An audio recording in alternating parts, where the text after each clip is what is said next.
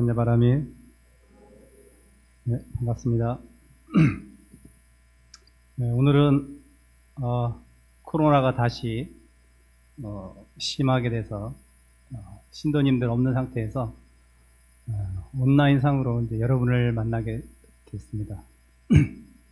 네, 제가 온라인으로 라이브로 생중계 법문을 하는 것은 제가 처음이라 낯설고 좀 어색합니다. 근데 지금 온라인에 혹시 들어온 분이 몇 분인지 아닙니까? 뜨지 않나요? 75분? 어휴, 봉은사보다 많은 것 같은데? 네, 봉은사 해봤자, 40을 제가 정확히는 안 봤는데, 꽤 많은 분들이 들어왔는데, 제가 화면을 보고 얘기하면, 말이 잘 안 나올 것 같아가지고, 여기 계신, 많진 않지만, 여기 계신 분을 대상으로 한다고 생각하고, 법문을, 우리가 지금 백중 이제 때문에 시간이 길어져서 짧게 하고 내려가도록 하겠습니다. 어쨌든 지금이 백중 이제고 백중 기간 49제 기간이라 제가 오늘은 영가분들을 위해서 살아있는 사람을 위해서가 아니라 영가분들을 위해서 영가 법문을 백중 기간이니까 한번 해보도록 하겠습니다. 자, 그러면 이 영가 법문이 그러면 죽은 사람들을 위한 법문이냐? 아니에요. 여러분 제사에 참석해 보시는지 모르겠는데 해보신 분들은 물론 이제 스님께서 집전하시는 스님들이 시식을 할 때 한문으로 요즘은 한글도 많이 섞어서 하긴 하지만 한문으로 이제 많이 하시니까 그 뜻을 정확히 아마 모르시는 분들이 많을 거라고 생각해요. 사실은 영가를 위한 대부분의 시식 법문들이 사실은 산자들을 위해서, 산자들이 더욱 명심하고 살아야 될 그러한 내용들이 더 많습니다. 그리고 산자들이 그 영가 법문을 통해서 오히려 내가 죽은 후가 아니라 살아있는 이 생 동안, 살아있는 이 생에 어떤 마음가짐으로 살 것인가, 거기에 더 방점을 두고 듣는다면 이거는 오히려 영가보다는 여러분한테 현재 산자들을 위해서 더 좋은 법문이 되지 않을까 해서 제가 시식 부분에 한 대목을 가져와서 한번 같이 영가를 위한 법문이지만 이건 분명히 살아있는 우리 모두가 명심해야 되고 앞으로 그러한 마음가짐으로 살아야 더욱더 지금의 현생을 보다 충실하고 불교적인 가치관 속에서 살아갈 수 있겠다라는 생각을 아마 스스로 갖지 않을까 생각을 들어서 오늘은 백중 이제를 맞이해서 산자와 죽은 자를 위해서 같이 한번 생각해보는 그러한 시간을 갖도록 하겠습니다. 자, 먼저 여러분들이 이제 여기 계신 분들이야 프린트물을 제가 나눠줘서 갖고 있겠지만 온라인성을 통해서 보신 분들은 프린트가 없기 때문에 제가 이제 하나하나 설명을 해드리면서 거기에 깊이 새겨들을 만한 부처님의 사상 또는 불교적인 사상을 같이 알아보는 시간을 갖도록 하겠습니다. 자, 먼저 제가 프린트물에서 따온 부분은 시식 부분에 영가를 위한 시식이란 뭐냐면은 음식을 베풀 시자에다가 음식 식자거든요. 그러니까 음식을 베푼다는 거예요. 죽은 자를 위해 음식을 베푼다고 시식이다 이렇게 얘기를 합니다. 자, 그러면 봐봐요. 시송도 아니고 시연불도 아니고 시식이라. 그러니까 죽은 자도 그렇지만 살아있는 자도 이 먹는다는 것, 이것이 엄청나게 중요한 거예요. 여러분, 살았으니까 먹는 것이고 매일 끼니마다 먹는 거니까 먹는 거가 내가 마음 공부하는 데하고 무슨 큰 관계가 있을까라고 생각할 수도 있을 거예요. 근데 여기서 시식, 영가를 위해서 음식을 베푼다라는 그 뜻은 그 음식은 말이 음식이지 음식이 대표되는 우리의 생명력을 이어갈 수 있는 대표적인 것이기 때문에 시식이라고 했지 사실은 여러분이 살고 있는 일상생활, 그것을 대표하는 게 식이라. 예. 대표로 식, 그 중에 식을 얘기한 것 뿐이란 말이죠. 그러면 여러분들이 일용사에서, 여러분들 일용사가 뭐예요? 불교적으로 얘기하면 행주자와. 행하고, 주, 머물고, 좌, 앉고, 와, 눕고. 예. 불교에서의 마음 공부라는 것은 이런 일용사 속에서 이루어진다는 거예요. 한마디로 여러분이 이 먹는 데서도 사실은 마음 공부가 깊이 관여되어 있다는 거죠. 자고 눕고 앉는 것도 다 공부거리라는 거예요. 근데 우리가 그렇게 생각하나요? 안 하잖아요. 여러분, 음식 먹는 것도 사실 굉장히 중요합니다. 자, 스님들이 보통 바로 공양할 때는 꼭 바로 공양하기 전에 다들 모여서 합성을 해요. 어떤 합성을 하냐면 공양계를 한단 말이에요. 공양계. 음식을 먹기 전에 공양계를 해요. 자, 여러분이 가정에서 공양을 어떻게 하시는지 모르겠습니다. 뭐 기독교, 개신교 쪽이라면 뭐 하나님께 감사의 기도를 드리고 먹겠죠. 근데 아마 우리 불자들은 공양계를 하고 드시는 분은 거의 없을 거라고 생각해요. 가끔 있긴 있을 것 같은데 아마 공양계 하고 드시는 분은 거의 없을 거예요. 그냥 잠깐 뭐 감사하는 마음으로 먹을 수도 있겠지만 대부분이 그냥 그 허기진 그 배고픔을 면하기 위해서 그냥 허겁지겁 먹거나 자기 습관대로 천천히 먹거나 뭐 빨리 먹거나 정도의 차이는 있겠지만 그렇게 아마 음식을 대할 거라고 생각하죠. 그렇지만 이 음식 하나를 우리가 대하는 자세가 바로 여러분이 살아가는 삶의 자세인 거예요. 가만히 보세요. 음식 먹는 거 가만히 보면 그 성격이 급한 분들이 빨리 드십니다. 네. 그러니까 평소에 내가 어떠한 마음을 가지고 살았느냐가 그 음식을 먹는 모습을 통해서 드러나요. 자, 그러면 평소에 좀 마음이 여유롭고 느긋한 분들은 천천히 드신단 말이에요. 천천히 드신다. 식사 공양할 때도 보면 천천히 드셔. 그러면 저는 어떻게 할 거예요? 석도스님은? 석도스님 차분한 것 같아요? 아니에요. 저 엄청 급합니다. 네, 밥 엄청 빨리 먹어요. 네, 근데 다행히 소화기관이 튼실해가지고 소화를 잘 시켜. 다행히도. 만약 소화기관이 안 좋았으면 아마 제가 의도적으로라도 천천히 먹었겠죠. 근데 다행히 제가 소화기관이 잘 타고 나서 소화를 잘 시킨 탓으로 저는 빨리 먹어도 아무 탈이 없는데 만약에 성격이 급하고 소화기관도 안 좋으신 분이 아마 그렇게 빨리 먹으면 벌써 위장병 생겼을 거라고 생각하죠. 네, 어쨌든 저는 급하게 먹는 말이에요. 그러면 스님의 일상생활을 통해서 제 모습을 가만히 보면 굉장히 겉으로 보기에는 삶의 템포가 천천히 흘러가는 것 같은데 제가 보기에도 근데 진짜 아주 중요한 아주 위급하거나 또는 아주 급박한 상황인가 뭔가 내가 빨리 결정을 내려야 되거나 또 내가 어떤 마음을 먹었는데 그 마음 먹은 대로 일이 잘 안 풀리거나 상황이 안 돌아갈 때는 제가 내는 마음을 가만히 보면 엄청 급하게 낸다는 거예요. 지금까지도. 네. 수행자로 산 게 20년 이상이 넘었는데도 네. 그렇게 늘 명심하고도 사는데도 불구하고 그렇게 지금까지 그런 식생활이 크게 바뀌지 않았다는 거예요. 스님 자체로. 그러니 여러분은 어떻게 했냐 이거죠. 여러분의 식생활을 한번 가만히 보시면 여러분의 삶의 태도가 나오고 여러분의 삶의 철학이 거기 그대로 나오는 거예요. 그래서 먹는 거 하나에도 여러분이 의식적으로 거기에 마음을 담아서 먹는다면 아마 처음에는 잘 안 되겠지만 서서히 조금씩 식생활이 바뀔 거라고 생각을 하죠. 자, 옛날에 그 통도사의 큰 스님, 경봉 스님이 살아 계셨을 때 직구준 공양 시간에 바로 공양 시간에 직구준 수자 스님이 이렇게 이제 질문을 던집니다. 아니 도인도 밥을 먹습니까, 스님? 그 경봉 스님이 뭐라고 대답하셨을 것 같아요? 멋있는 말 했을 것 같아요? 부처님도 공양 드시는데? 네, 도인이라고 뭐 밥 안 먹는 게 아니고 부처님도 공양하시잖아요. 예, 여러분 지금 공약 올렸잖아요. 살아생전에도 부처님 어떻게 했습니까? 금강경 보면 자의지발 입사유대에서 것이냐 어기성정 그렇게 쭉 나오잖아요. 그게 뭐예요?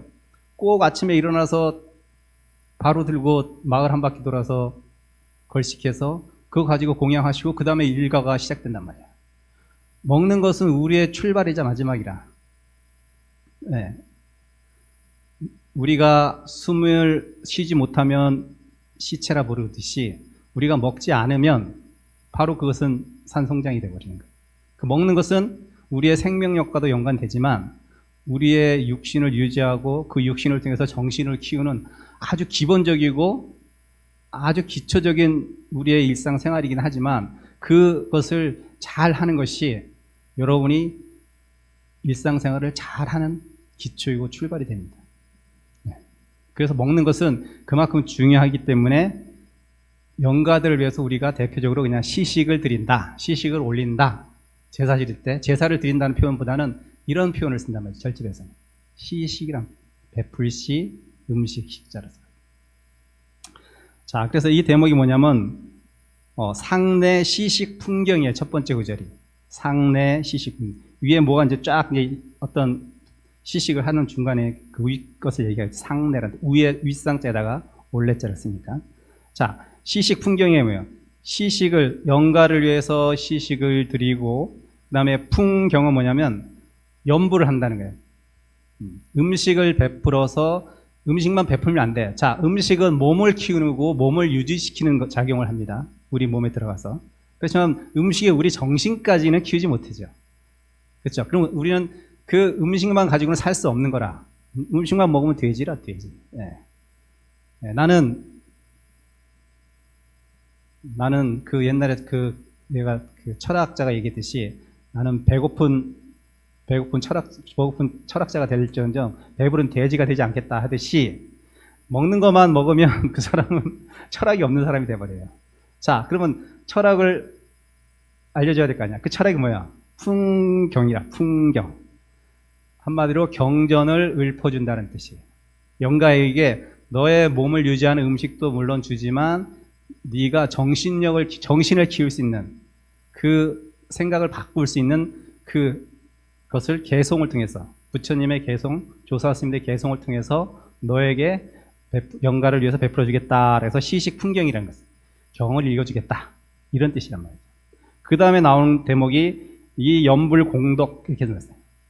상내 시식 풍경 연불공덕이에요. 연불은 뭐 말 그대로 부처님을 염한다. 그 다음에 공덕이다. 그러니까 부처님을 염하는 이 공덕으로 부처님을 염하는 이 공덕이 뭐예요? 연불을 해주는 이 공덕 또는 연불을 듣는 이 공덕 이런 뜻이에요. 연불을 하는 나 자체 스님과 연불을 듣는 영가, 네, 그게 바로 다 공덕이 된단 말이죠. 네, 영가를 위해서 법문을 하지만 사실은 영가의 법문이 영가만 위해서가 가 아니라 그 제사를 참석했던 모든 제주분들을 위해서도 그것이 공덕이 다 되는 거죠. 그래서 연불공덕 이렇게 얘기합니다. 자, 이 망연야 분리망연야라고 해요. 자, 하나하나 해석해주면 이는 떠날 이자, 망자는 망령될 망자, 그 다음에 연은 인연할 때 그 연, 야는 그냥 뭐 의문조사죠. 의문조사. 자, 이 망연야, 분리망연야는 뭐냐면, 자, 영가시여, 이 연불하는 이 연불 시식, 연불 공덕, 연불을 듣고, 자, 망년된 인연을 여의었습니까? 그러니까 망년된 인연을 떠났습니까? 아니면 떠나지 못했습니까? 자, 여태까지 스님들이 영가를 위해서 이렇게 좋은 법문도 해주고 연불도 해줬는데, 자, 영가시 마지막으로 묻는 거예요, 지금. 이것을 듣고 영가는 지금 망년된 인연을 끊었습니까? 못 끊었습니까? 라고 재차 마지막으로 반문하는 거예요. 자, 그럼 망년된 인연이 뭐예요? 영가한테 망년된 인연은 무엇일까? 자, 영가는 육체가 없습니다. 그렇죠? 영이니까 육체는 없어요. 한마디로 우리는 삶의 대부분을 이 몸뚱아리에 끄달려 산단 말이에요. 네. 이 몸뚱아리 때문에 생기는 문제가 거의 99%예요. 네. 몸뚱아리 때문에 생기는. 근데 영가는 어쨌든 그 몸뚱아리를 벗어났습니다. 근데 영가가 착각하는 게 있어. 내가 아직도 몸이 있다고 생각해. 어떻게 그게 가능해요? 가능합니다. 자, 여러분, 어떤 불의의 사고를 당해서 팔이나 다리가 한쪽 절단한 분을 생각해 보십시오. 자, 분명히 절단해서 팔이나 다리가 없는데, 없는 다리와 팔이 간지럽다 그래. 예? 간지럽다 그래요. 팔하고 다리가 지금 없어. 신경을 느낄 기관이 없는데 간지럽다 그런단 말이야.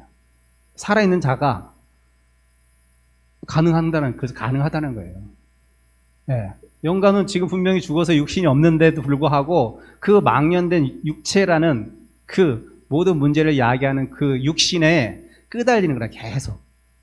예. 그래서 떠나지를 못하는 거라. 예. 자기 몸이 있다고 생각해. 내가 있다고 생각한단 말이에요. 그러니까 당신은 지금 그 망연된 인연, 내가 있다라는 것, 내 육신이 있다라는 그것을 지금 여의였습니까? 떠났습니까? 떠나지 못했습니까? 그 망연된 인연이라는 것은, 망연이라는 것이 그런 의미를 있는 거예요. 물론 다르게 해석도 가능하지만, 예, 좁혀서 얘기하면 그런 뜻이에요. 자, 영가는 지금 영가의 육신이 없는데 자꾸 영가를 집착해서 발생하는 그 육에 집착해서 발생하는 모든 괴로움, 고를 지금 여의였습니까? 여의지 못했습니까? 떠났습니까? 떠나지 못했습니까? 라고 마지막으로 재차 반문한단 말이죠. 자, 그 다음에 이 망연즉, 아까는 똑같은 거죠. 이 망연된 인연을 떠난 즉, 만약에 당신이 이 육체가 없다고 이제 완전히 이제 알고, 완전히 깨달았고, 완전히 체험됐으면 당신은 그 자리가 바로 극락불체라는 거예요. 극락이면서 부처님의 국토에 계신 겁니다. 네. 그 생각, 내가 있다, 내 육신이 있다, 내가 존재한다라는 그 나라는 생각, 내 것이라는 생각, 그 자리만 영가가 떠났던, 생각을 머문 것을 떠났고 그 다음에 그것을 끊었으면 영가시여, 극락 왕생이 따로 있는 것이 아니라 그 생각을 떠난 그 자리가 바로 부처님의 국토이면서 깨달은 자리다, 이렇게 알려주는 거예요. 뭐 다른 거 찾을 생각하지 말라는 거예요. 그냥 그 순간 이 몸이 내 것이 아니요, 이 생각 또한 내 것이 아니라고 나라는 생각만 버린다면 그 자리가 바로 극락이요 불찰이라는 뜻이에요. 네. 그러니까 영가가 거기서 만약에 퍼뜩 이제 깨닫는 거죠. 내가 무엇을 구할 필요가 없구나. 나는 이 자체, 이제 죽었지만 이 자체로 내가 그것을 다 끊어버렸기 때문에 이제 나는 완전히 깨달음의 세계에 들어가고 불국토에 들어간 거다라고 얘기할 수 있다는 거예요. 네. 그 다음에 그러면 그렇게 쓰면 어떻게 해요? 내가 지금 이 자리에서 극락이요, 그 다음에 부처님의 국토라고 생각한다면, 자, 그 다음에 나는 어떻게 살면 되는 거예요? 이제 그 다음부터는 영가가 어떻게 살아야 돼요? 깨달은 사람은 어떻게 살아? 자유자재롭게 산다고 하잖아요. 예. 대자유인으로 산다 그런단 말이야. 깨달은 사람들은 대자유인이라는 표현을 많이 써요. 어디에도 걸림이 없다는 얘기잖아요. 대자유인이. 네. 생각에도 구속되지 않고 몸에도 구속되지 않는. 자, 그런 상태니까 어때요? 이제는 나는 그 깨달은 그 자리에서 내가 마음이 성품이 우러나온 대로 그렇게 살면 그게 다 부처의 행위 되는 거예요. 그래서 그 다음에 나오는 말이 임성소요라는 말이에요.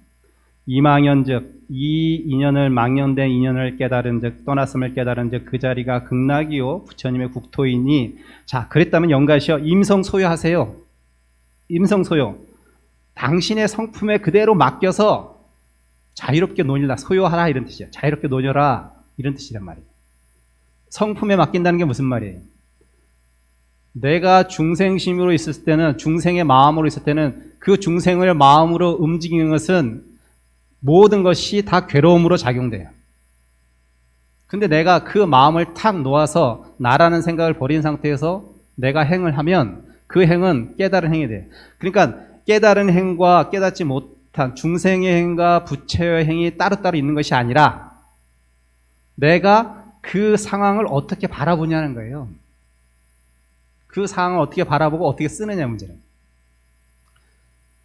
중생이 물을 마시면 그것은 단순히 그냥 물 마시는 행위일 수 있지만, 또는 중생이 어떤 것을 욕심내서 무엇을 했을 때는 그 마음대로 욕탐이라는 것이 나라는 생각이 있기 때문에 늘 어느 곳이나 좋은 마음을 내든 나쁜 마음을 내든 그 마음 속에 여러분의 욕탐이라는 것은 늘 함께 들어가게 돼 있어요.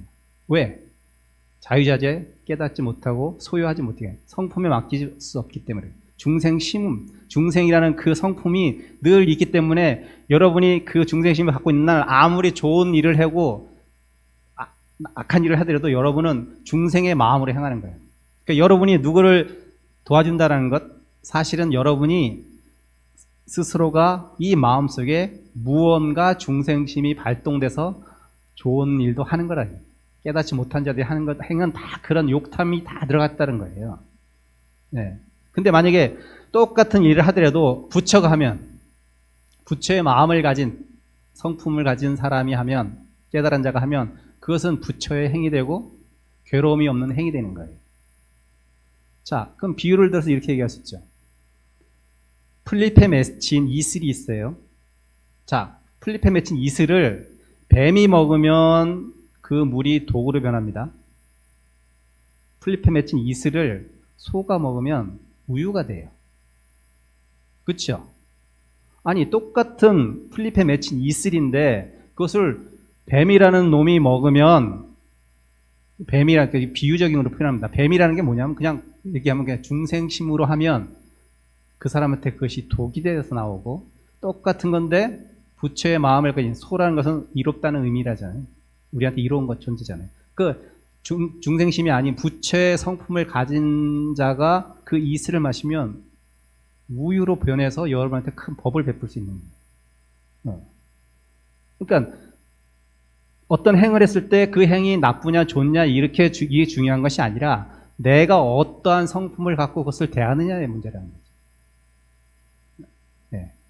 그래서 임성소유라는 뜻은, 자, 이제 깨달은 사람이야. 나는 이제 깨달았잖아요. 영가가 이 얘기를 듣고 이제 완전히 그 망연을 다 여였어. 그러면 이제는 당신이 하는 모든 것, 모든 행, 모든 말, 모든 의도가 다 부처의 행위라고, 부처의 말이고 부처의 생각이라는 거예요. 그러니까 당신 임성소유 대자유로서 자유롭게 사세요. 이런 뜻이란 말이죠. 그 다음에 분리망연즉, 만약에 그 망연된 인연을 떠나지 못했은즉 차청산승이라는 표현이 그 다음에 나와요. 자, 다음으로 그러면 아직도 그걸 잘 모르겠어요, 영가씨요. 자, 그러면 다음에 이 산승은 깨달은, 산승은 이제 연부라는 스님이겠죠. 자, 이 산승이 이제 어떤 얘기를 들어줄 텐데 그 마지막 개송을 들으시고 그 나머지 있는 미련을 완전히 떨궈버리세요. 영가이시여 라고 이렇게 얘기해 줍니다. 자, 이 산승의 마루 일개, 차청산승 마루 일개 이렇게 표현해요. 자, 마루 일개라는 것은 마지막 이후의 개송 한마디. 자, 마지막으로 그러니까 내가 한 개송을 들려줄 텐데 그 개송을 들으시고 영가이시여, 완전히 당신의 그 중생심을 모두 버리고 망연된 인연을 다 떠나보니세요 라고 이제 마지막 개송을 이제 스님이 풍성하시는 거예요. 영가를 위해서. 근데 이 마지막 개송이 사실은 산자들한테도 똑같이 적용된다는 거예요. 오히려 산자를 위해서 얘기하는 거나 마찬가지입니다. 자, 그럼 그 마지막 개송이 뭐냐? 사대강리 여몽중, 사대가 각각 흩어지니 꿈속과 같고, 이런 뜻이에요. 사대강리 여몽중, 사대가 각각 흩어졌으니 마치 꿈속 가운데 같고. 자, 사대가 뭐예요? 사대가 불교에서 얘기하는 우리의 몸을 이루는 요소들이잖아요. 한마디로 나라고 생각하고 내가 존재한다고 생각하는 이 몸뚱아리, 이게 사대라. 자, 죽었으니까 사대 각각 흩어졌잖아. 물의 성분은 물로 가고, 바람의 성분은 바람으로 가고, 따뜻한 온의 성질은 온으로 가고, 딱딱한 성질은 딱딱한 데로 가버렸어, 사대가. 자, 내 몸이 각각 흩어지고 나니 이게 내가 진짜 여태까지 살고 죽은 게 맞나? 내가 꿈을 꿨나? 여러분은 꿈속에서 꿈을 꿀 때는 실감나게 꿈을 꾸지만 다시 깨었을 땐 어때요? 내 거기서 육신도 다 있고 다 보고 듣고 하는 모든 것이 내가 지금 보고 듣고 느낀다고 생각했는데 꿈속에서 분명히 꿈을 딱 깨고 났더니만 그거는 진짜 말 그대로 그냥 꿈이었네? 라고 생각하니까 어때요? 그때 내가 보고 듣고 느꼈던 것은 다 꿈속과 같구나. 허망한 것이었네? 라고 생각이 들잖아요. 그쵸? 그러니까는 여러분이 지금 살고 있는 내가 나라는 존재가 여기 존재하고 내가 지금 보고 내가 듣고 내가 느끼고 내가 생각하고 한다는 이 모든 것이 한바탕 꿈일 수도 있다는 거예요. 깨달은 자에게는. 네. 집착하는 자에게는 꿈이 아니야. 그 꿈이 사실인 양 착각하는 자에게는 그 꿈은 진실입니다. 그렇죠?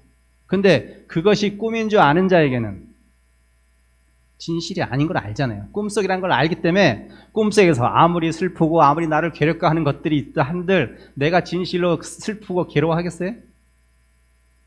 아니잖아요. 이거 꿈인데 뭐 꿈인 줄 아는 사람은 그러잖아요.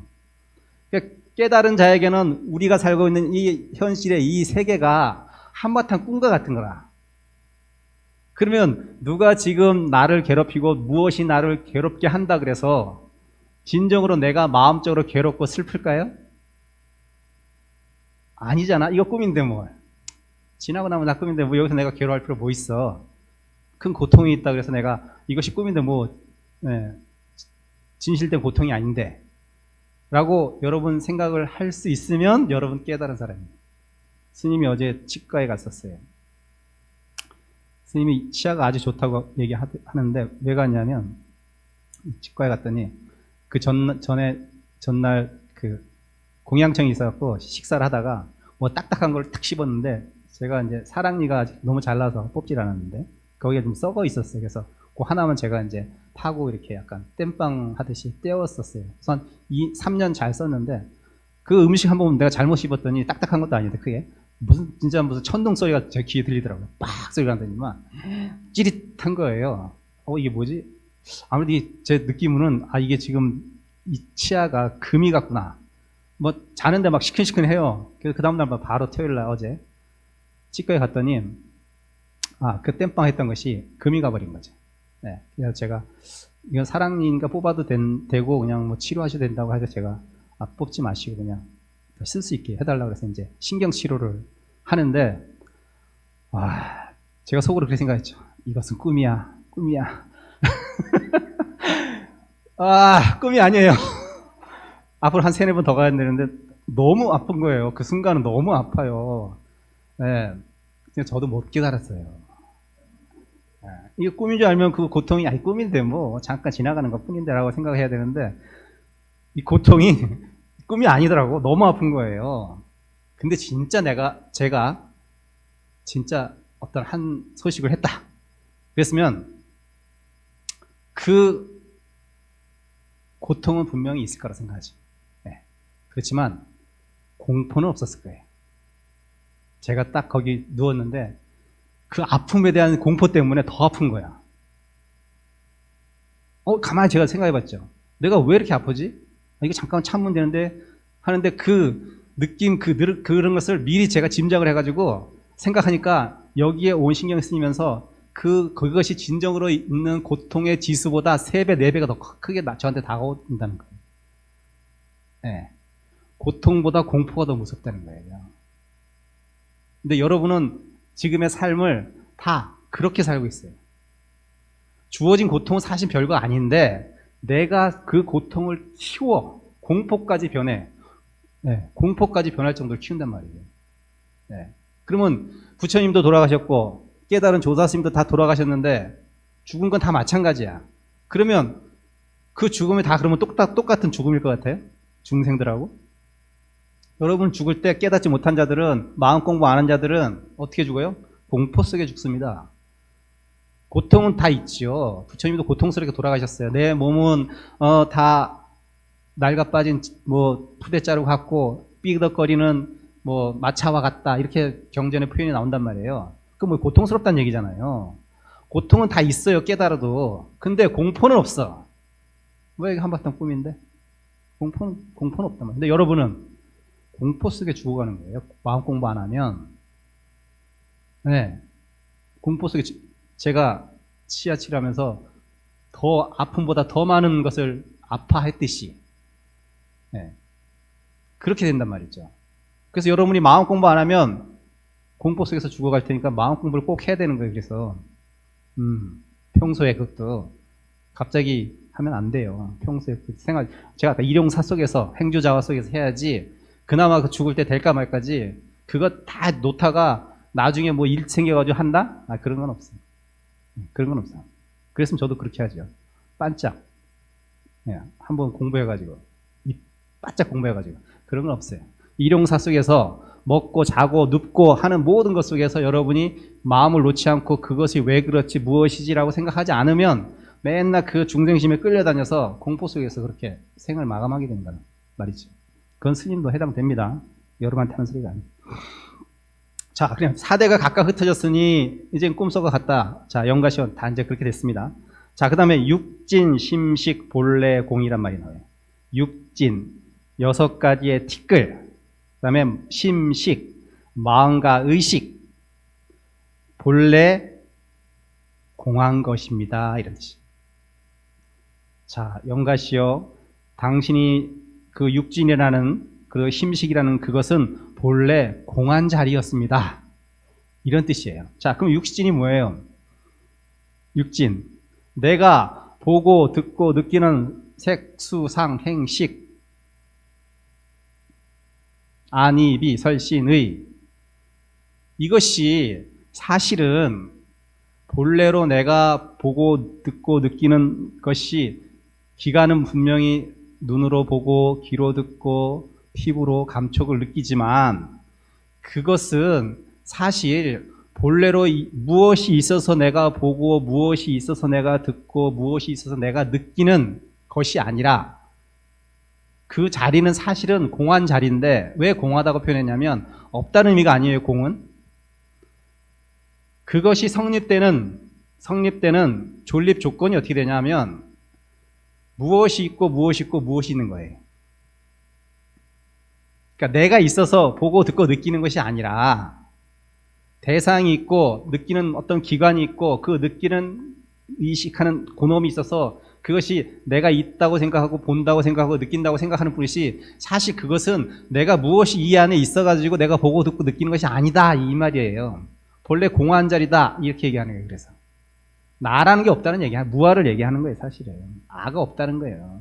근데 여러분 아가 없다 그러면 아니, 내가 분명히 지금 보고 내가 분명히 듣는데 왜 아가 없다고 하지? 그것은 여러분이 무엇인가가 여기 어떤 절대적으로 변하지 않는 무엇인가가 있어서가 아니라 인연생 인연멸이라 인연에 따라 생겼다가 인연에 따라 멸하는 거예요. 눈이 없으면 못 보고 보이지 않는 대상이 없으면 못 보듯이 보이는 것이 있고 볼 수 있는 눈이 있고 알아볼 수 있는 의식이 있기 때문에 이것이 내가 있다라고 내가 느끼고 느낀다라고 얘기하고 듣는다라고 얘기하지 내가 무엇이 있어서가 아니란 말이에요. 그래서 인연이 있으면 생하고 인연이 없으면 멸하는 거예요. 눈이 없으면 못 보잖아요. 눈이라는 인연이 없으면 여러분 못 보는단 말이에요. 귀라는 인연이 없으면 못 봐요. 소리가 없으면 못 듣잖아요. 그렇죠? 그러니까 모든 것이 여러분이 느끼는 것은 내가 듣고 보고 느끼는 것이 아니라 인연이 있어서 생하고 인연이 있어서 멸하는 거예요. 그러니까 있는 것이 아니라 인연생, 인연멸 이렇게 생각하세요. 그러니까 뭐 그것을 만약에 여러분이 일용사에서 써먹으려면 어떻게 써먹는다? 어떻게 써먹는다? 아들이 속을 너무 새기고 아들이 나한테 너무 삶을 괴롭게 한다고 생각을 하면 자 어떻게 생각해요? 그래 이놈은 잠깐 나한테 인연생으로 생긴 놈. 자 그러면 뭐 그건 잘 안 되겠지만 어쨌든 그렇게 인연으로 내가 나서 내 몸으로 나서 내 인연으로 있는 놈. 자 내가 만들어 놓은 이 인연. 자 내가 무엇을 했으면 거기에 대한 대가는 반드시 치러야지. 그것이 좋은 대가면 너무나 감사하고 좋지 못한 대가면 내가 감내해야지 이런 생각을 해야 된다는 거예요. 네. 현실에 적용하자면 그렇다는 거예요. 스님 생각은 그렇죠. 탓을 남한테 자식한테 돌릴 필요가 없잖아요. 어차피 괴로움은 존재해요. 여러분이 괴로움을 느꼈기 때문에 괴로움은 존재해요. 자, 그러면 내가 이 괴로움을 도대체 어떻게 바라봐야 될지 이게 문제거든요. 괴롭다가 문제가 아니란 말이에요. 그 괴로움을 바라보는 나는 어떤 마음으로 그 괴로움을 바라볼 것인가, 그게 마음 공부예요. 아, 스님, 괴로움이 생겼는데 이 괴로움을 어떻게 해소하죠? 아니, 해소 안 됩니다. 네, 여러분이 한번 괴롭다고 느꼈기 때문에 해소 안 돼. 괴로워하는 느낀 그 마음을 어떻게 바꿀 것인가, 시각을 어떻게 전환할 것인가, 생각을 어떻게 바꿀 것인가를 생각을 해야 돼요. 그게 마음 공부예요. 네, 자기 합리화가 아니라. 네, 그것은 여러분이 일용사 속에서 불교적인 가치관 속에서 부처님의 가르침 속에서 그런 것을 자꾸 세상 속에서 녹여내야지만이 그런 생각이 자동적으로 의식적으로 떠오르는 거지, 똑같은 불자라고 해가지고 10년, 20년 다녀서 자동적으로 생기는 마음이고 그런 마음이 아니란 말이에요. 공부하지 않고 마음 공부로 생각하지 않고 마음으로 접근하지 못하면 모든 것은 다 실제로 다 존재하고 있는 것이고 괴로운 것이. 네. 그래서 그 육진, 심식, 본래 공이라는 것은 여러분이 생각하는 그 모든 이 몸뚱아리로 생기는 모든 것은 인연들은 다 그냥 인연을 인해서 생기고 인연생, 인연멸이기 때문에 그렇게 생각하라 이거예요. 그 다음에 욕식, 불초, 해강처. 자, 이제 여기까지 이제 알았어. 아, 이제 본래 다 인연생, 인연멸이었구나. 인연 따라 생긴 거였구나. 나도 태어난 것도 인연이요. 내가 죽는 것도 인연이구나. 내가 태어났기 때문에 죽는 것이고, 네. 내가 죽는 것이 아니라 내가 태어났은 인연이 있기 때문에 죽는 인연이 생긴 거예요. 내가 죽는 게 아니고 태어난 인연 때문에 내가 생겼고 태어난 그 인연으로 인해서 내가 멸하는 거예요. 죽는다는 것은 똑같이 죽지만, 자, 인연생, 인연멸로 바라보는 사람과 내가 태어나고 내가 죽었어라고 삶과 죽음을 바라보는 사람들의 차이는 어떨까? 완전히 다른 사람입니다. 완전히 다른 사람입니다. 내가 태어난 건 어쩔 수 없다고 치더라도 내가 죽는다? 아, 이건 세상이 무너지는 일이죠. 내가 이 육신이 계속 갈 것 같은데, 난 치아가 늘 튼튼할 것 같았는데 어느 순간 나이를 세월이 흐르다 보니까 이것이 하나씩 괴해면서 멸해가네? 괴롭네? 내 건데, 내 치아인데 튼튼해야 되는데, 이렇게 생각하는 사람과, 그래, 내가 태어났으니까 이빨이 이제 있는데 타고나서 어쨌든 고맙게 생각해. 부모님이 참 좋게 주셨는데 그럼에도 불구하고 세월이 흐르니 하나둘씩 괴해가네 라고 생각하는 사람과 그 괴롭다는 것을 받아들이는 마음 자세가 완전히 다르고 괴로움을 바라보는 것이 완전히 다르잖아요. 이런 건 똑같은 원리란 말이죠. 네. 생각이 그만큼 중요하고 마음을 내가 어떻게 먹냐가 그만큼 중요하다는 거예요. 욕식, 불초, 해강처라는 것은 욕이라는 것은 욕망에 대한 욕이에요. 알고자 하는 것이에요. 자, 욕식. 자, 무엇을 알고자 하냐면, 욕식이라는 것은 내가 일으키는 그 마음, 그것을 알고자 한다. 욕식이란 그냥 그 생각을 알고자 한다, 이런 뜻이에요. 불조, 해강처라는 것은 부처님과 조사. 불조가 부처님과 조사예요. 깨달은 분들이죠, 다. 부처님과 조사의 회강처예요.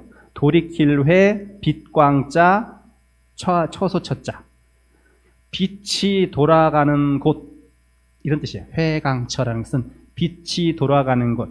그러니까 영가시여, 당신이 부처님과 조사님들의 빛이 돌아가는 그 자리를 알고자 한다면, 이런 뜻이에요. 그러니까 부처님과 조사스님들이 깨닫고자 하는 그 자리가 어떤 자리인지 알고자 한다면, 이런 뜻이에요. 회강처라는 것은 깨달은 낙처이죠. 깨달은 곳이죠. 네, 회강처. 빛을 돌이키는 곳이니까. 왜 회강처냐면, 여러분들이 마음을 쓰는 데 있어가지고 여러분의 마음은 어떤 성향이 있는 줄 아세요? 중생심은 직진입니다. 직진. 네, 안 돌아와요, 자기한테. 무슨 말이에요? 마음이 직진한다는 게. 마음은 직진하는 게 맞아요. 왜? 일으킨 거니까. 발생한다면 연을 위해서 발생은 돼요. 부처라고 마음이 발생 안 되는 게 아니잖아요. 자, 번민과 고민이 다 발생됩니다. 발생이 돼. 자, 근데 발생이 돼서 밖으로 뻗습니다. 생각과 마음이. 자, 보통의 중생들은 밖으로 뻗기만 해. 직선이라는 건 뭐냐면 네가 잘못됐고 상황이 잘못됐고 이것이 잘못됐고 저것이 잘못됐고 다 환경 탓, 사람 탓, 남 탓. 마음이 다 그렇게 작용돼요. 자, 깨달은 자는 갔다가 돌아오는 거예요. 제 마음으로. 나를 본다는 거예요. 내가 왜 이렇게 생각하고 내가 왜 이런 마음을 일으켰지? 이게 회광치입니다. 중생과 부처는 마음을 돌이킬 수 있는 힘이 있느냐 돌이킬 수 없느냐 차이점이에요. 보통 사람은 그렇게 못 돌이키죠. 네. 부처는 이런 괴로움이 발생됐을 때 그럼 무엇이지? 왜 그렇지? 내가 왜 이런 생각을 일으켰고 내가 왜 이런 느낌을 받았지? 라고 내 마음을 한번 돌이켜 본다는 거예요. 그럼 어떻게 된다? 결국은 눈앞에 벌어진 그 상황보다 그 이념보다 내가 나라는 생각을 갖고 있는 이 중생심 때문에 더 큰 욕심과 욕탐으로 해서 더 괴로움이 발생되는 걸 스스로가 알게 된다는 거예요. 그래서 내 마음을 고쳐야지, 내 마음을 잘 써야지, 이렇게 생각을 돌이키면 그 사람은 깨달은 사람이라는 거죠. 깨달을 가능성이 있다는 사람. 근데 그것마저도 못한다? 계속 괴로워해. 윤회하듯이 계속 괴로움이 발생되는 거예요. 자, 영가이시여, 당신이 부처가 되고 조사가 되는 그 돌이키는 힘, 그것이 도대체 무엇인가라고 알고자 한다면, 그 깨닫는 것이 도대체 깨달으면 무엇인가 알고자 한다면 다음에 구절을 들으세요. 마지막 구절을 딱 얘기합니다. 어떻게? 일락서산 월출동. 일락, 해는 떨어져, 낙, 떨어집니다. 어디에? 서산으로 떨어집니다. 해는 서쪽으로 지잖아요. 동쪽에서 떴다가 서쪽으로 해는 집니다. 그 다음에 일락서산, 그 다음에 월출동이잖아요. 해는 동쪽으로 떠올라요. 뭐야 이거? 당연한 거 아니에요? 해는 서산으로 지고 달은 동쪽에서 떠오른다. 이 구절만 알면 이것이 부처님의 해광체라는 거예요.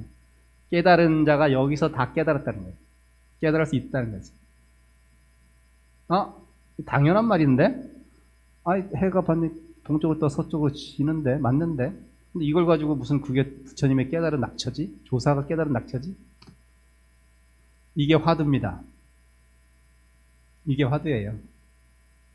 왜 이게 깨달음의 낙처가 되지? 그래서 스님이 아는 만큼은 설명해 줄 수 있어요.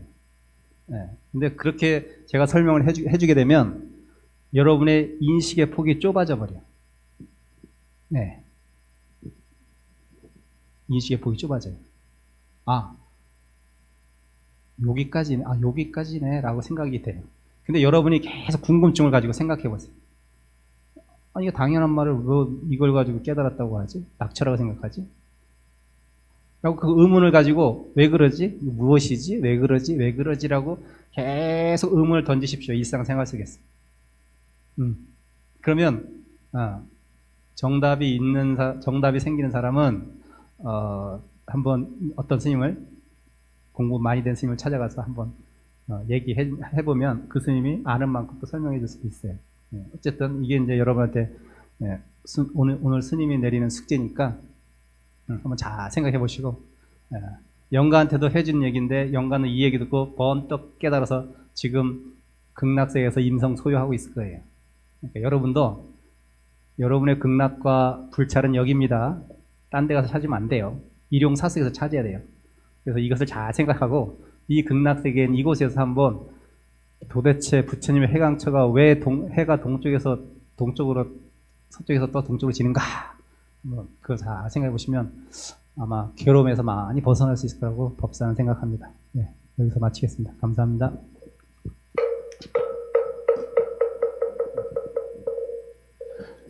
감사합니다. 오늘 백중이재를 맞이해서 생과 사를 대하는 불자의 진정한 자세에 대해서 우리에게 큰 깨달음을 주신 스님께 온라인을 시청하고 계시는 불자님들과 함께 큰 마음으로 그 감사와 찬탄의 마음을 전해 주셨으면 감사하겠습니다. 네, 감사합니다. 네, 감사합니다.